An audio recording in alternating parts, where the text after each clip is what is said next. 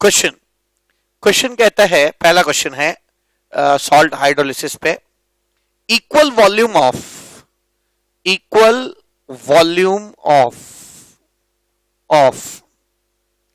0.2 m NH4OH and 0.1 m H2SO4 are mixed.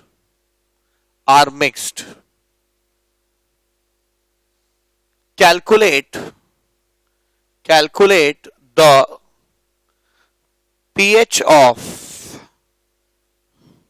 final solution. pH of final solution.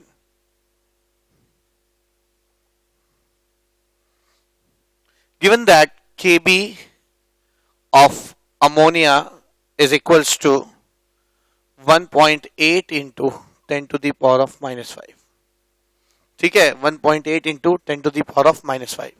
तो ये question कहता है कि अच्छा, जरूरी नहीं कि क्वेश्चन में सॉल्ट ही हो, ठीक है ना, कल को एसिड और बेस का मिक्सचर भी दे सकते हैं. जैसे यहाँ एक बेस है, यहाँ एक एसिड है, इनका मिक्सचर दे देंगे. अगर इनकी मात्रा बराबर होगी तो ये अपने आप ही सॉल्ट बना देंगे. ठीक है, तो आइए इसका सॉल्यूशन देखते हैं. तो क्वेश्चन एनालाइज किया जाए. इक्वल वॉल्यूम है, यानी एक बीकर में 0.2 m NH4OH लिया गया है. ठीक है, NH4OH लिया गया, इसका वॉल्यूम V है. और अगले बीकर में मैंने H2SO4 लिया है. ठीक है, H2SO4 लिया है जिसका कॉन्सेंट्रेशन 0.1 m है और इसका भी वॉल्यूम V है. अगर मैं इन दोनों को मिला देता हूं, ठीक है, अगर मैं इन दोनों को मिला देता हूं तो क्या होगा? अगर मैं इन दोनों को मिला दूंगा तो यहां पर रिएक्शन से पहले है ना, अमोनियम हाइड्रोक्साइड और H2SO4 दोनों होंगे और वॉल्यूम डबल हो चुका होगा 2V. ठीक है, वॉल्यूम डबल हो चुका होगा, 2V हो चुका होगा. तो अगर यहां पर इसका कॉन्सेंट्रेशन निकलोगे, देखिए वॉल्यूम डबल होता है तो कॉन्सेंट्रेशन हाफ हो जाएगा. यानी NH4OH पहले 0.2 था, पर अब चूंकि वॉल्यूम डबल हो गया है, कॉन्सेंट्रेशन हाफ हो जाएगा, तो इसका कॉन्सेंट्रेशन यहां पर 0.1 m हो जाएगा. ऐसे ही H2SO4 का भी हाफ हो जाएगा, 0.05 m हो जाएगा. अब जैसे ये दोनों यहां मिलेंगे, ये दोनों आपस में रिएक्शन शुरू कर देंगे. ठीक है, तो आइए इसके रिएक्शन को लिखते हैं. अब ये दोनों मिल गए, ये दोनों आपस में रिएक्ट करेंगे. NH4OH plus H2SO4 will change into, है ना, NH4 होल ट्वाइस SO4. ठीक है, NH4 whole twice SO4 plus H2O में चेंज कर जाएगा, प्लस H2O में चेंज करेगा. ठीक है, 2H2O में चेंज कर गया. अब आइए इसको सॉल्व करते हैं. तो NH4OH का कॉन्सेंट्रेशन कितना है? 0.1. H2SO4 का कितना है? 0.05. ठीक है, 0.05 0 डैश. ठीक है, इसका 1 मोल इसके 2 मोल से रिएक्ट करता है, तो इसका 0.05 मोलर कॉन्सेंट्रेशन इसके 2 टाइम्स यानी 0.1 से रिएक्ट करेगा. तो ये ना ये बचेगा ना ये बचेगा, पूरा खप जाएगा. ठीक है, ये जितना करता है उसका डबल ये रिएक्ट करता है. तो ये अगर इतना रिएक्ट कर रहा है तो इसका डबल यानी 0.1 ये भी रिएक्ट कर जाएगा, तो पूरा खप जाएगा. ये 1 मोल खपता है तो ये 1 मोल बनता है, यानी ये 0.05 m गया है, ये भी 0.05 m बनेगा. अब इस सॉल्यूशन में वाटर तो छोड़ दीजिए, बहुत ज्यादा कंसंट्रेशन होता है, ये दोनों नहीं है, तो यानी प्योर सॉल्ट मिला मुझे, है ना, NH4 होल ट्वाइस SO4. ठीक है, अब जो ये सॉल्ट होगा, अब पहला स्टेप ये होगा, दोनों न्यूट्रलाइजेशन रिएक्शन करेंगे. अगला स्टेप क्या होगा? ये जो NH4 होल ट्वाइस सल्फेट है, ये डिसोसिएट कर जाएगा, क्योंकि स्ट्रॉन्ग इलेक्ट्रोलाइट है ना, स्ट्रॉन्ग इलेक्ट्रोलाइट हमेशा 100% टूट जाएंगे, ये चीज आपकी सल्फेट में टूट जाएगी. ठीक है, NH4 होल ट्वाइस SO4 कितना है? 0.0500. ये 1 मोल से 2 मोल बनता है. ठीक है, तो ये कितना बनेगा? ये 0, ये इसका डबल बन जाएगा, यानी 0.05 इंटू 2, ये 0.1 हो जाएगा. ठीक है, ये 1 मोल से 1 मोल बनता है. ठीक है, 1 मोल से 1 मोल बनेगा, या 0.05 से 0.05 m बन जाएगा, ये मोल बन जाएगा. तो पहला स्टेप क्या? एसिड और बेस मिलकर सॉल्ट बनाए. फिर सॉल्ट एक स्ट्रॉन्ग इलेक्ट्रोलाइट है, पूरा टूट जाएगा अमोनियम आयन और सल्फेट आयन में. अब आप देख सकते हैं सल्फेट आयन स्ट्रॉन्ग एसिड से आया हुआ कंपोनेंट है है ना, और स्ट्रॉन्ग एसिड हुए कंपोनेंट जो है वो रिएक्ट नहीं करेंगे, है ना, हाइड्रोलिसिस नहीं करेंगे। यानी यहाँ पर अमोनियम आयन जो है ना, वो हाइड्रोलिसिस करेगा।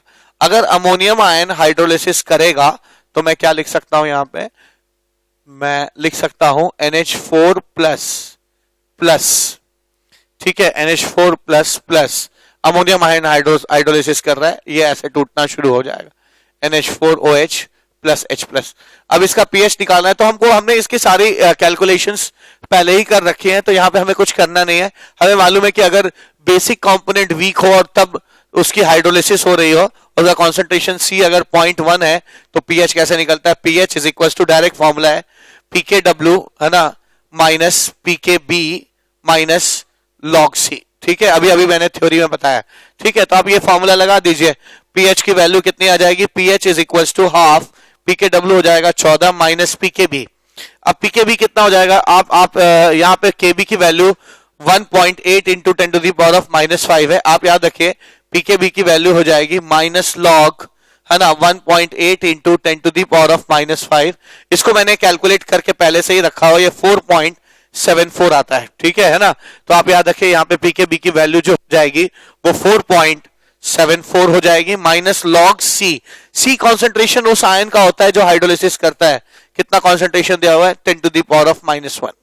ये -1 बाहर आएगा, +1 हो जाएगा, 1 और 14 15 हो जाएगा, 15 माइनस 4.74, तो पीएच की वैल्यू आ जाएगी 15 माइनस 4.74 यानी 10.26 डिवाइड बाई 2, यानी पीएच इज इक्वल्स टू 5.13। ठीक है, तो ये हम लोगों ने पहला क्वेश्चन किया, और पहला ही क्वेश्चन बहुत ही अच्छा क्वेश्चन था। यहाँ पे पहले एसिड और बेस मिलाए गए जो कि सॉल्ट में बदलते हैं। सॉल्ट में दो अमोनियम आयन थे, इसलिए मैंने कहा पहले आप तोड़ लीजिए और फिर एक अमोनियम आयन जो है हाइड्रोलिसिस करेगा। अमोनियम आयन का कॉन्सेंट्रेशन हम लोगों ने निकाल के आंसर निकाल लिया। आशा आपको समझ में आया होगा। और अच्छे से समझने के लिए आइए एक और क्वेश्चन अटेम्प्ट करते हैं। Question number 2। क्वेश्चन नंबर 2 क्या कहता है, क्वेश्चन नंबर 2 है calculate the pH of ammonium chlorate solution, के भी दिया हुआ है 1.8 into 10 to the power of -5। तो क्वेश्चन बड़ा ही सिंपल है। Question number 2, calculate the pH of ammonium chlorate आयन ClO4, है ना, सॉल्ट अमोनियम क्लोरेट, है ना, इसका कॉन्सेंट्रेशन जो है 0.01 m है। Calculate the pH of 0.01 m ammonium chlorate ion given that Kb of ammonia is, है ना, Kb of ammonia means ammonia पानी में जाने के बाद अमोनियम हाइड्रोक्साइड बनाता है, यानी Kb of ammonium hydroxide is 1.8 into 10 to the power of -5, यही दिया हुआ है ना, 1.8 into 10 to the power of -5। Again बहुत ही सिंपल क्वेश्चन है, और चूंकि हम लोगों ने इन सब के फॉर्मूला याद रखा है तो हमारे लिए बहुत ही इजी हो जाता है।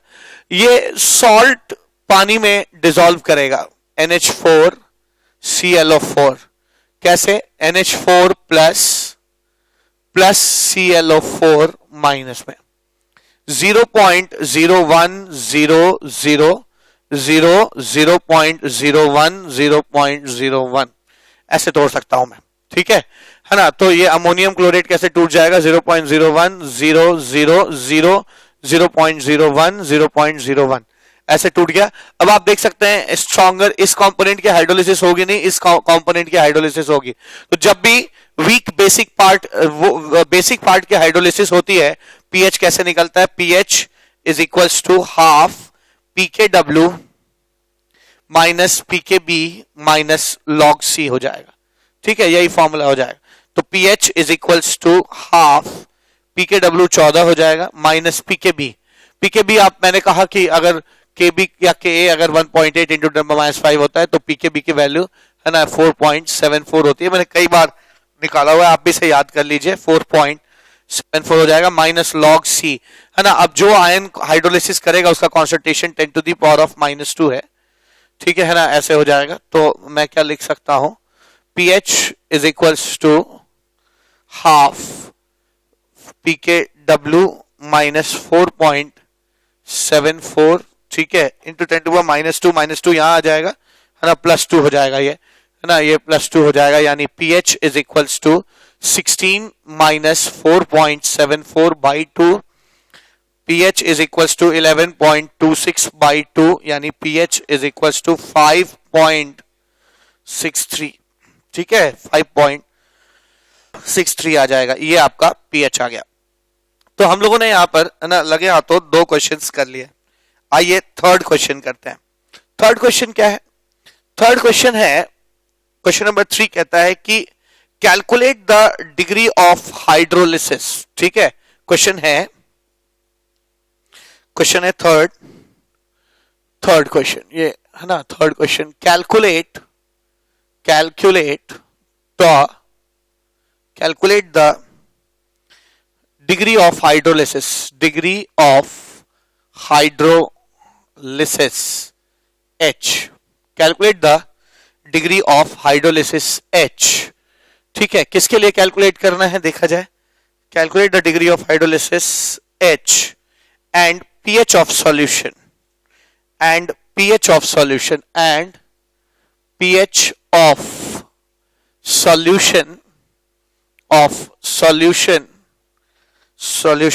obtained by dissolving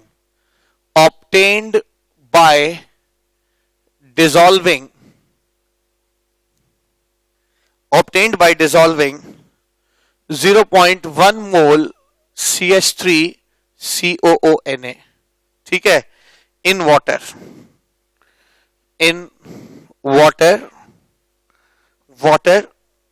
to get 100 ml of solution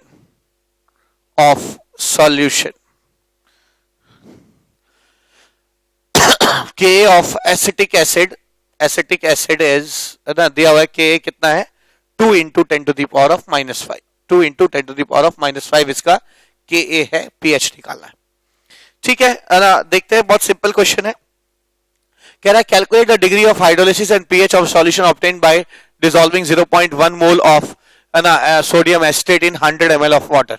देखिए इस क्वेश्चन को बहुत ही आसानी से आप कर सकते हैं। पहले सोडियम एसिटेट का कॉन्सेंट्रेशन निकालिए, CH3COONA का कॉन्सेंट्रेशन निकालिए।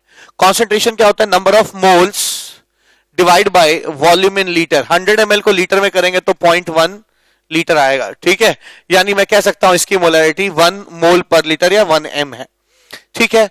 अब हमें सोडियम एसिटेट का है ना कॉन्सेंट्रेशन मिल गया, ये जब पानी में जाएगा तो ऐसे टूटेगा, Na will dissociate into CH3COO minus और Na प्लस में टूट जाएगा, ठीक है ना। ये 1 m है, 1 m 0 0 0 1 m 1 m। अब मैं देख सकता हूं कि जो कंपोनेंट हाइड्रोलिसिस करने जा रहा है यानी वीक एसिडिक पार्ट, उसका कॉन्सेंट्रेशन दिया हुआ है C 1 m, ठीक है। तो जब भी एसिडिक पार्ट हाइड्रोलिसिस करता है, पीएच का हमारे पास डायरेक्ट फॉर्मूला है half pKw plus pKa plus log C, ठीक है, ये फॉर्मूला है, ठीक है। तो पीएच कितना आ जाएगा? pH is equals to half pKw is 14 plus pKa कितना आ जाएगा? माइनस log Ka, यानी minus log 2 into 10 to the power of -5 plus log C। log C कितना हो जाएगा? 1 m, ठीक है ना, 1 log 1 जो है वो 0 हो जाता है, सबको पता है।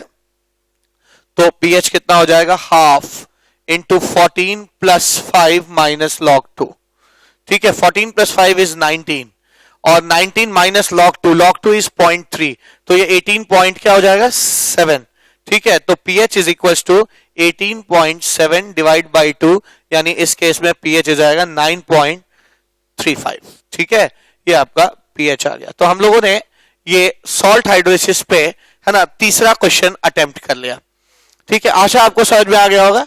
अच्छा हाँ, इसमें आपसे डिग्री ऑफ हाइड्रोलिसिस भी पूछा गया है ना, pH तो पूछा ही गया है ना, डिग्री ऑफ हाइड्रोलिसिस पूछा गया है। डिग्री ऑफ हाइड्रोलिसिस निकालना हमारे लिए मुश्किल काम इसलिए नहीं है क्योंकि हमें मालूम है H is equals to under root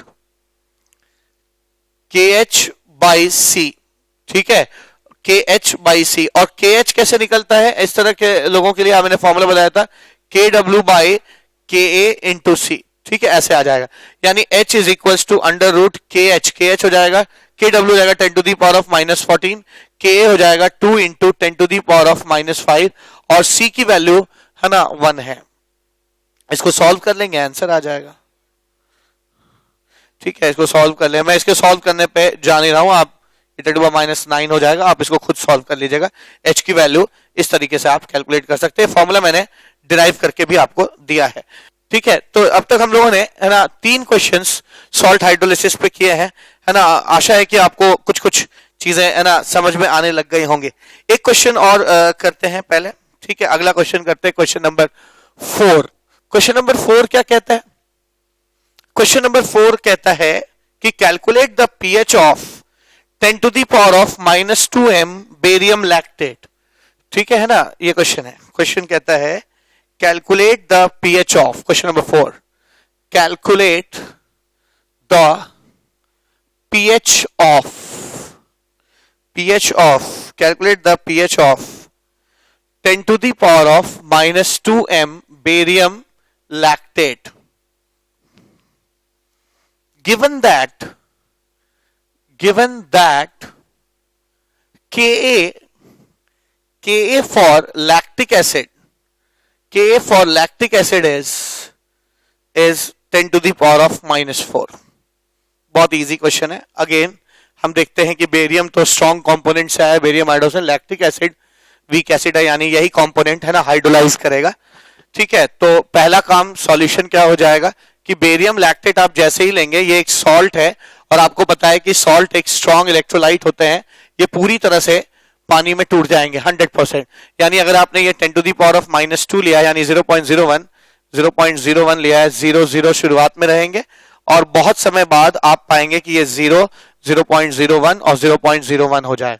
ठीक है, अब लैक्टेट हाइड्रोलिसिस शुरू करेगा, ठीक है ना, हाइड्रोलिसिस शुरू करेगा और लैक्टिक एसिड में H लैक और OH माइनस में बदलेगा। चूंकि यहाँ वीक एसिड का कंपोनेंट हाइड्रोलिसिस कर रहा है, ठीक है, और जिसका कॉन्सेंट्रेशन C आपको पता है 0.01 है, तो आप इसका पीएच बड़ी ही आसानी से निकाल सकते हैं, है ना। इसके पीएच का जब भी एसिडिक कंपोनेंट अगर हाइड्रोलिसिस करता है, अच्छा ध्यान दीजिएगा, मैंने ये बात कई बार बोली है, बच्चे कंफ्यूज होते हैं, ये 1 और ये 2 महज इस रिएक्शन में आपस में लोग किस रेशियो में खप रहे हैं या बन रहे हैं यही बताता है। ये 2 लैक्टेट की वैल्यू ये नहीं है, लैक्टेट की पूरी वैल्यू ये है जो हमने यहां पे यूज की। ये तो 2 इसके रेस्पेक्ट में 2 गुना है, लैक्टेट की क्वांटिटी 0.01 है, ठीक है, तो कंफ्यूज नहीं होना। तो मुझे C भी मिल गया। तो ऐसे सॉल्ट्स जिसमें है ना एसिडिक पार्ट हाइड्रोलिसिस करता है, ठीक है, ऐसे सॉल्ट्स का पीएच जो है हम कैसे निकालते हैं, हाफ है ना pKw plus pKa plus log C करके निकाल लेते हैं। तो यहाँ पे pH आ जाएगा half, pKw is 14 plus pKa कैसे कितना आ जाएगा, आप देख सकते हैं माइनस log Ka लेंगे तो 4 आ जाएगा ये, और प्लस log C की वैल्यू कितनी है 10 टू दी पावर ऑफ -2, तो 10 टू दी पावर ऑफ ये -2 हो जाएगा। यानी pH की वैल्यू कितनी आ जाएगी, हाफ इंटू 14 प्लस 4 और ये -2 हो जाएगा, यानी 18 - 2 16 हो जाएगा। pH की वैल्यू 8 आ जाएगी। ठीक है, यहाँ पे pH की वैल्यू 8 आ जाएगी। तो अब तक हम लोगों ने 4 क्वेश्चन कर लिए हैं। आइए 5वां क्वेश्चन करते हैं, क्वेश्चन नंबर 5 क्या कहता है क्वेश्चन कि calculate the pH of 10 to the power of -2m NH4CN solution. Given that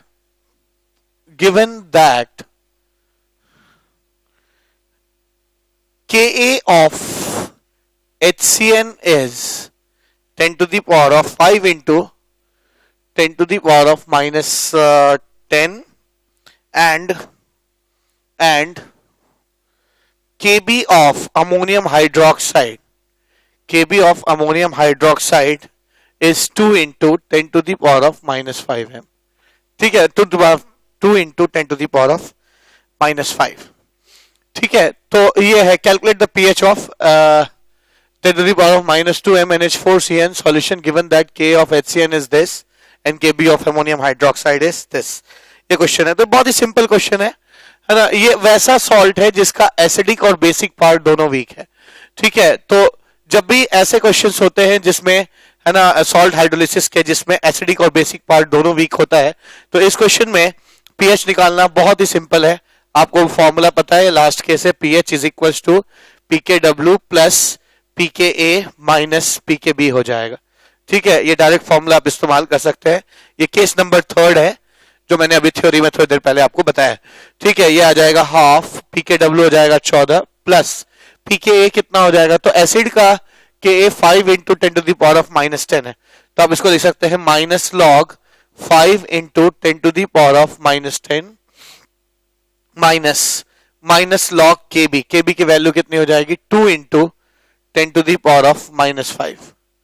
ठीक है ना, 2 into 10 to the power of -5 हो जाए, ये लिखा मैंने। तो हम क्या लिख सकते हैं यहाँ पे, pH is equals to half पीकेडब्ल्यू minus log 5 minus log 10 to the power of -10, और ये तो प्लस हो जाएगा plus log 2 plus log 10 to the power of -5। ठीक है, तो इसको सॉल्व कर लेंगे हम लोग। ठीक है, ये वैल्यू आ जाएगी pH is equals to half into 14 minus log 5 जो होता है वो लगभग 0.7 होता है, प्लस 10 प्लस log 2 जो होता है वो 0.3 होता है, 0.3, और ये -5 आ जाएगा ना। ठीक है, तो ये आ जाएगा 24 और -5 19 आ जाएगा। ठीक है, तो pH की वैल्यू आ जाएगी pH is equals to half into 19 minus, ठीक है, और 0.7 और 0.3 माइनस 0.4 बचेगा ये। ठीक है, तो pH is equals to 18.6 divide by 2, यानी pH की वैल्यू आ जाएगी 9.3, ये pH की वैल्यू आ गई। तो ये 5th क्वेश्चन था जो कि है ना काफी इजी क्वेश्चन था, हम लोगों ने यहाँ पे देखा। आइए अगला क्वेश्चन करते हैं, क्वेश्चन नंबर 6। क्वेश्चन नंबर 6 क्या कहता है? क्वेश्चन नंबर 6 कहता है कि दो चीजें हैं, HCN और NaOH। ठीक है, HCN और NaOH है, अब की बार हम दोनों को मिला रहे हैं। ठीक है, तो क्वेश्चन नंबर 6 क्या कहता है? क्वेश्चन नंबर 6 कहता है कि if the equilibrium constant for a reaction, equilibrium constant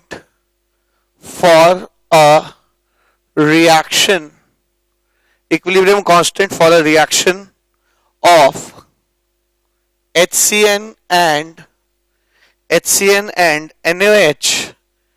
NaOH is 10 to the power of 10, then calculate the pH of 10 to the power of -3m NaCN solution। ठीक है ना, pH of 10 to the power of -3m NaCN solution। तो ये बहुत ही अच्छा question है ना, मुझसे पूछा गया है कि 10 to the power of -3m NaCN solution है, इसका pH कितना होगा। ठीक है, आइए कैलकुलेट करते हैं इसका pH कैसे निकलेगा, देखा जाए। आप जानते हैं कि ये एक ऐसा सॉल्ट है जिसका बेसिक पार्ट स्ट्रॉन्ग है, एसिडिक पार्ट वीक है, तो इसका pH हम डायरेक्टली निकाल सकते हैं। pH is equal to half pKw plus pKa plus log C, जहां C उस आयन का कॉन्सेंट्रेशन है जिसकी हाइड्रोलिसिस होने वाली है। तो NaCN को हम यहां लिख सकते हैं। NaCN अगर हमारे पास है, मौजूद है, तो ये टूटेगा Na प्लस और Cn माइनस में। ये 10 टू दी पावर ऑफ -3 0.001 है, 0.001 हो जाएगा।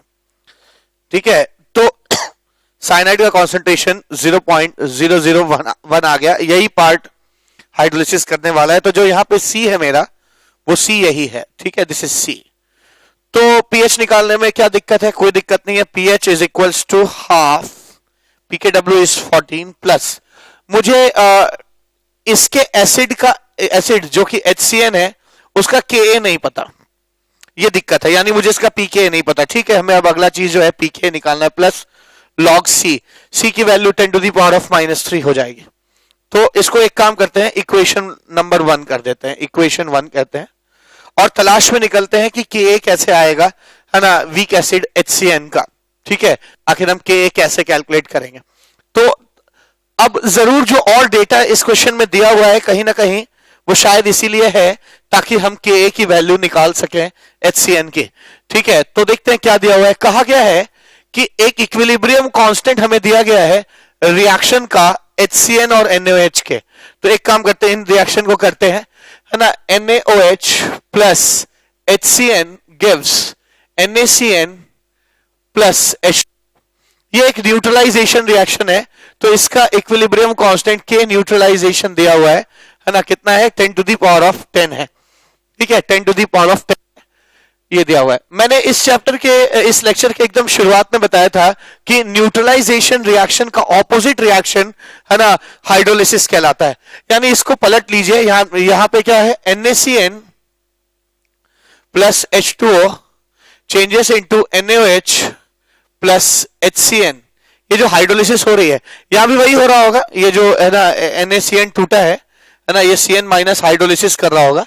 यहाँ CN माइनस नहीं हाइड्रोलिसिस की है, HCN और OH बना है ना, और Na तो जस्ट दोनों तरफ मौजूद है।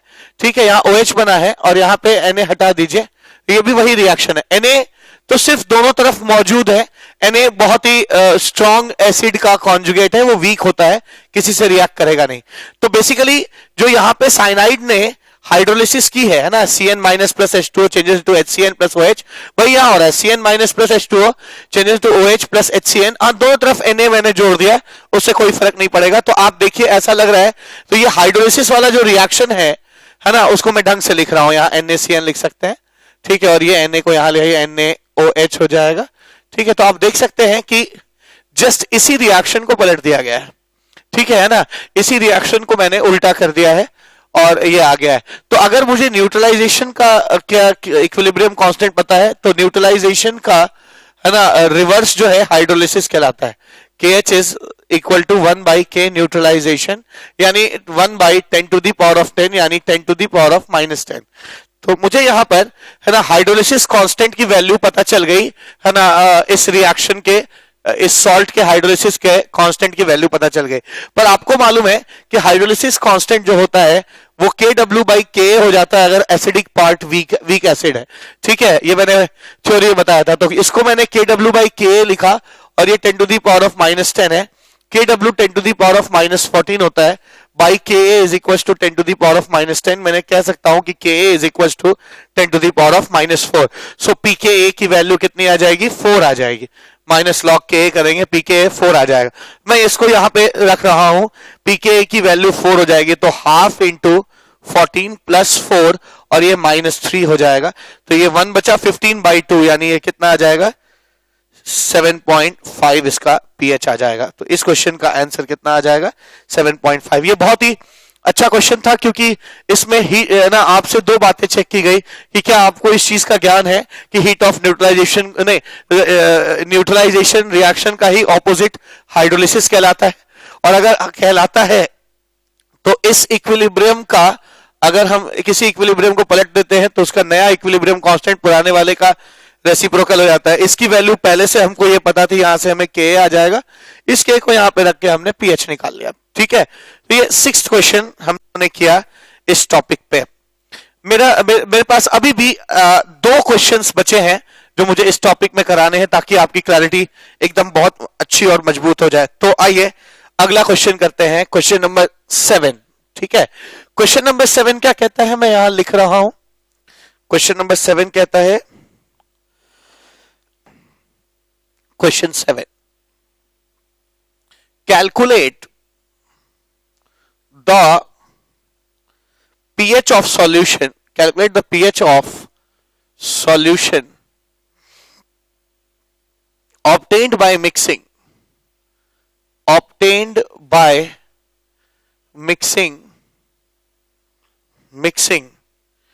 equal volume of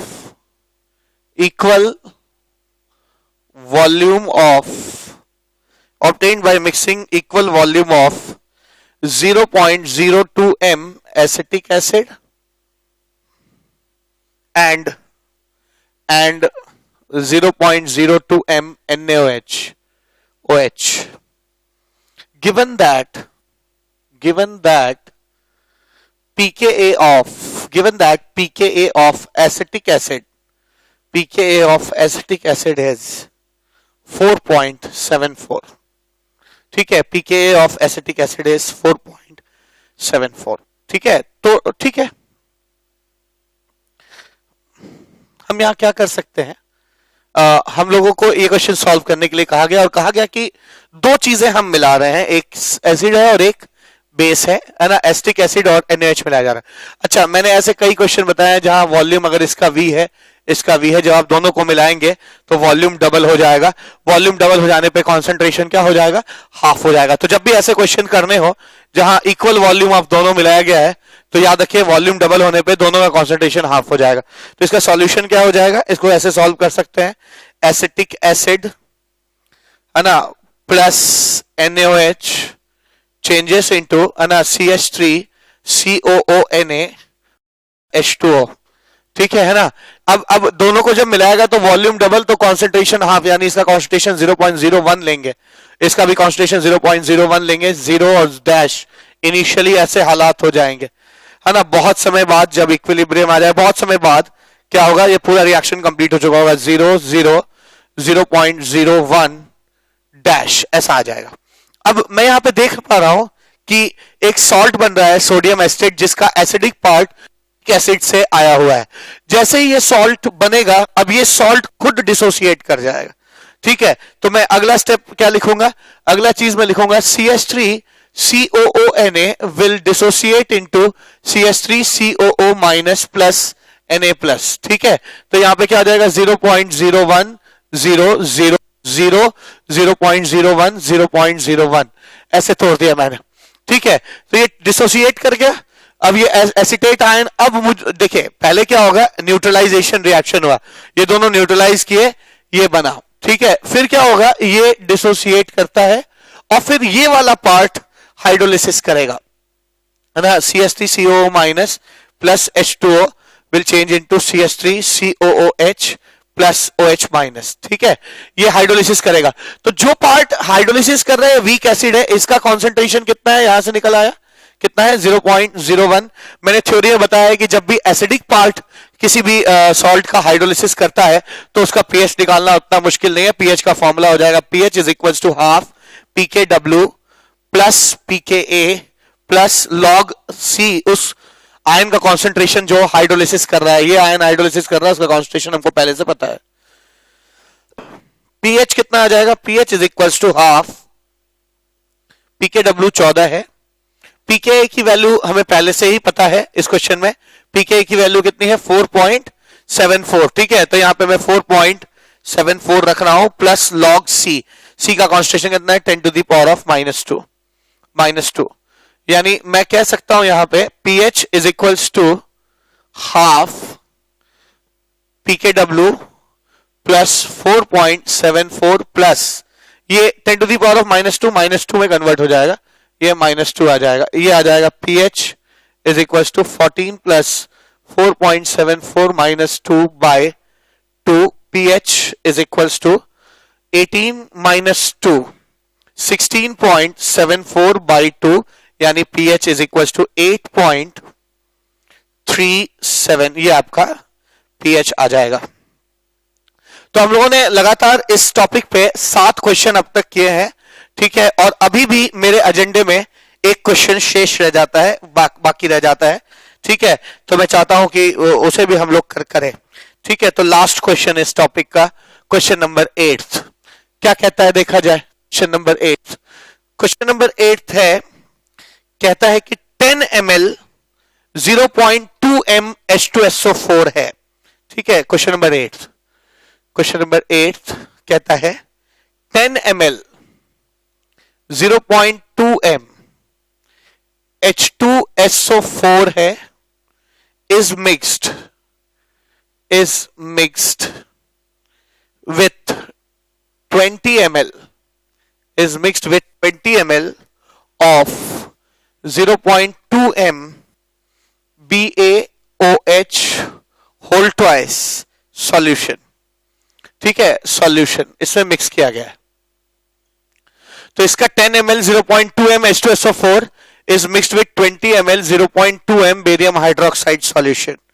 The solution obtained is filtered. The solution obtained is filtered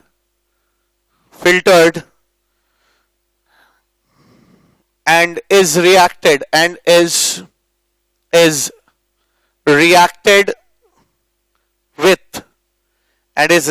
with some 20 ml 0.2 m acetic acid solution, CH3COH solution, ठीक है ना, some acetic acid solution. Calculate the pH of final solution. Calculate pH of final solution. तो काफी अच्छा question लग रहा है ना। आइए इसको एनालाइज करते हैं कि ये क्या कह रहा है ये क्वेश्चन, ठीक है। सॉल्यूशन देखते हैं इसका। तो सॉल्यूशन क्या हो जाएगा देखा जाए। कहा जा रहा है कि H2SO4 है और बेरियम हाइड्रोक्साइड है और इन दोनों को आपस में हम रिएक्ट कर रहे हैं, ठीक है। तो लिख सकते हैं H2SO4 plus barium hydroxide changes into barium sulphate. आपको पता होना चाहिए कि बेरियम सल्फेट प्रेसिपिटेट होता है प्लस ट्वाइस H2O। अब मोलारिटी इंटू वॉल्यूम मिलीमोल्स होता है, यानी इसके 2 मिलीमोल होंगे, ठीक है, और इसके मिलीमोल कितने हो जाएंगे 4, ठीक है ना, 4 मिलीमोल हो गए। मोलारिटी इंटू वॉल्यूम 4 मिलीमोल है। 0 डैश इसका 1 इसके 1 से रिएक्ट, इसका 2 इसके 2 से रिएक्ट करेगा, यानी ये 0 ये 2, इसका 1 इसके 1 से रिएक्ट करेगा, यानी इसका 2 इसके 2 से रिएक्ट करेगा, ठीक है, और ये डैश ये खत्म हो जाएगा, ठीक है। ये तो अब देखिए आपने इसको फिल्टर कर लिया तो अच्छा, total volume of the solution जो है ना, हाँ, total volume of the solution जो है वो 10 ml और 20 ml, कितना है 30 ml हो गया, ठीक है। तो 30 ml सॉल्यूशन है ये टोटल, इसका 10 ml था और इसका मैंने 20 ml लिया और दोनों को रिएक्ट किया, ये इसका 2 इसके 2 से खप गया, ये 4, ये सिर्फ 2 बचा है। बेरियम सल्फेट को हम लोगों ने फिल्टर कर दिया क्योंकि ये प्रेसिपिटेट है, फिल्टर हो गया, पानी रह गया। तो मैं कह सकता हूं अब मुझे एक बेरियम हाइड्रोक्साइड का सॉल्यूशन मिला है जिसके 2 मिलीमोल्स हैं और टोटल वॉल्यूम कितना है 30 ml है, ठीक है, 30 ml है।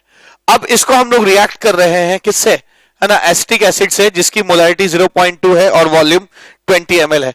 तो एसिटिक एसिड बेरियम हाइड्रोक्साइड से बिल्कुल रिएक्ट करेगा क्योंकि एक एसिड जो है वो बेस से ही रिएक्ट करता है, ठीक है। तो मैं यहां पे फिर से रिएक्शन लिख रहा हूं, क्या अब की बार रिएक्शन लिख रहा हूं, CH3COOH plus barium hydroxide changes into, मैं 2 मोल ले रहा हूं, इसका क्या हो जाएगा, है ना, CH3COO whole twice barium plus twice H2O, ये रिएक्शन हो जाएगा, ठीक है ना, ये रिएक्शन यहां पे हो जा रहा है।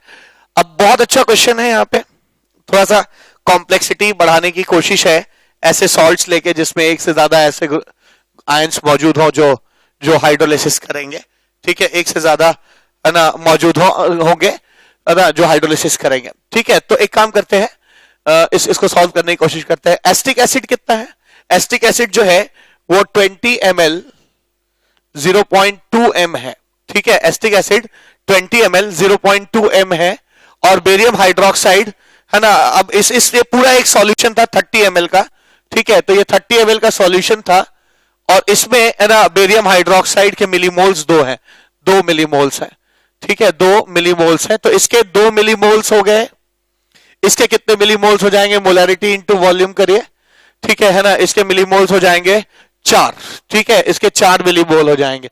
तो 4 मिलीमोल है, इसके मिलीमोल्स है, ये भी मिलीमोल्स है, मोलारिटी इंटू वॉल्यूम करिए 4 मिलीमोल है।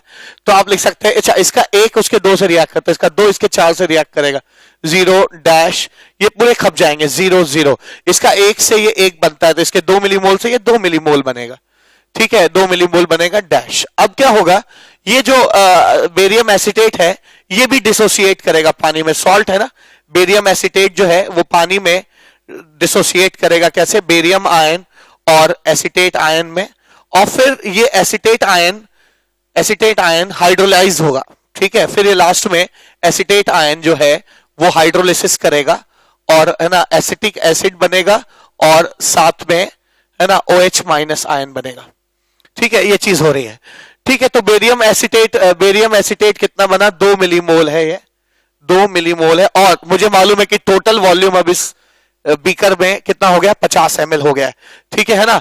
तो ये 2 मिलीमोल है, तो दो यहाँ 50 ml में लिख रहा हूं क्योंकि लास्ट में मुझे कॉन्सेंट्रेशन की जरूरत पड़ेगी, तो मुझे मालूम है कि है ना टोटल जो है कितने मोल होंगे, है ना। एसिटिक एसिड का 20 ml है ना, और ये 20 था और ये 10 था, टोटल लास्ट में आते आते हमारा सॉल्यूशन 50 ml का हो गया, ठीक है। बेरियम एसिटेट के मिलीमोल्स कितने हैं,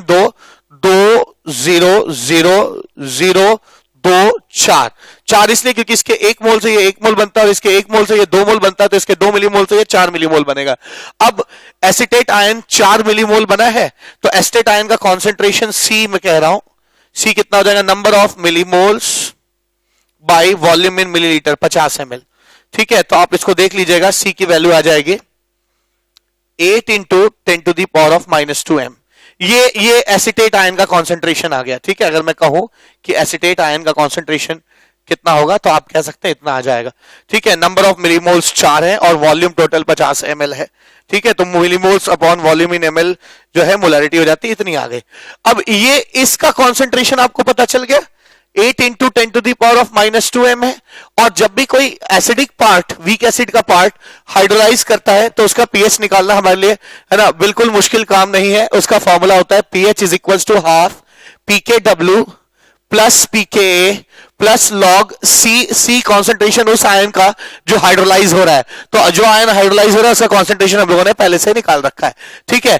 पीएच की वैल्यू कितनी आ जाएगी, pH is equal to half pKw हो जाएगा 14, pKa की वैल्यू कितनी होगी, तो इसमें pKa की वैल्यू दी नहीं है ना, मेरे ख्याल से क्वेश्चन में ये दिया हुआ है pKa की वैल्यू, या क्वेश्चन में गया था given pKa of acetic acid is 4.74, ठीक है ना, ये दिया हुआ था क्वेश्चन में, ऐसे मिस हो गया। तो pKa की वैल्यू जो है वो 4.74 हो जाएगी, प्लस लॉग है ना C का कॉन्सेंट्रेशन कितना हो जाएगा, 8 इंटू 10⁻⁻², ठीक है। इसको सॉल्व कर लीजिए, pH is equal to half 14 plus 4.74, ये हो जाएगा -2 प्लस लॉग 8, लॉग 8 की वैल्यू होती है 2 का होल क्यूब हो जाएगा है ना 3 इंटू लॉग 2 और लॉग 2 की वैल्यू होती है 0.3, यानी लॉग 8 की वैल्यू आप चेक कर लीजिएगा 0.9 आएगी, ठीक है, 0.9 आ जाएगा। तो पीएच की वैल्यू आ जाएगी 18.74 माइनस 2, 16.74 माइनस 0.9 डिवाइड बाई 2, है ना, इतना ही आना चाहिए, है ना। तो पीएच की वैल्यू आ जाएगी 4, है ना, ये सॉरी यहां पे प्लस 0.9 है, मैं यहां गलती कर रहा था, प्लस है ना, तो ये 18.74 माइनस 2, 16.74 प्लस 0.9, तो ये आ जाएगा मेरे ख्याल से 17.64 डिवाइड बाई 2, ठीक है ना। और 17.64 डिवाइड बाई 2 ये आ जाएगा 2 8 जा 16, 2, ठीक है। तो मैं कह सकता हूं कि यहां हमारा जो फाइनल आंसर होगा पीएच वो हो जाएगा 8.82।